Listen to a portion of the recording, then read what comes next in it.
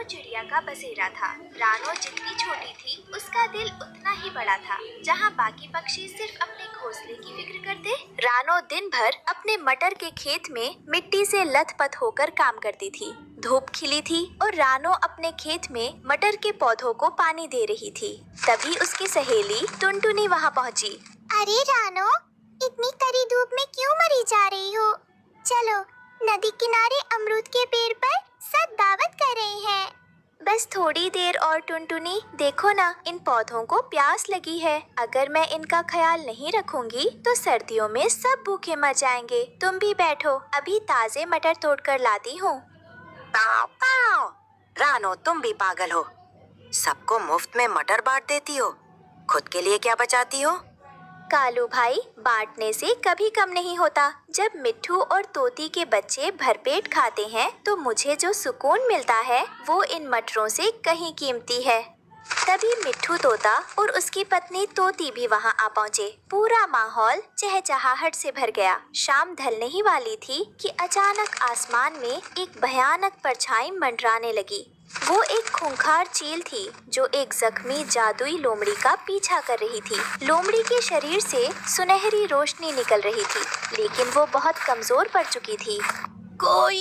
कोई बचाओ, ये चील मुझे मार डालेगी। आज तेरी जादुई शक्तियाँ मेरे काम आएंगी। भागकर कहाँ जाएगी?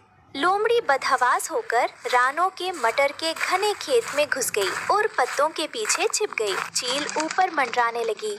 मिट्ठू, कालू, जल्दी देखो, वो जालिम चील उस बेचारी लोमड़ी को मार देगी। हमें कुछ करना होगा।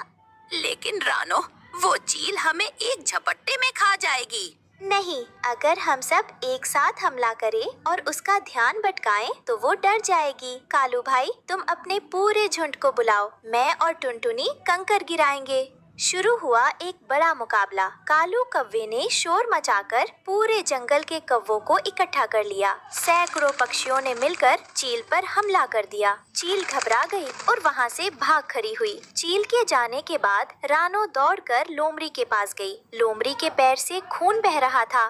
डरो मत बहन, तुम सुरक्षित हो। तोती, जरा वो करवे नीम के पत्ते लाना। टुनटुनी, पानी लाओ। अगले 10 दिनों तक रानो ने अपनी जान लड़ा दी। वो दिन भर लोमड़ी के घाव धोती, उसे अपने सबसे नरम बिस्तर पर सुलाती और खुद जमीन पर सोती। रानो, तुम खुद इतनी छोटी हो, पर तुम्हारी ममता आसमान जैसी बड़ी है। मैंने सुना था कि पक्षी स्वार्थी होते हैं, पर तुमने मेरी धारणा बदल दी। मदद करने के लिए बड़ा होना जरूरी नहीं है लोमड़ी बहन, बस मन में दया होनी चाहिए। जब लोमड़ी पूरी तरह स्वस्थ हो गई तो उसने अपनी पूंछ हिलाई और हवा में एक चमकता हुआ मटर का गोला प्रकट हुआ। रानो, ये मेरी जादुई शक्तियों का अंश है। ये महामटर है।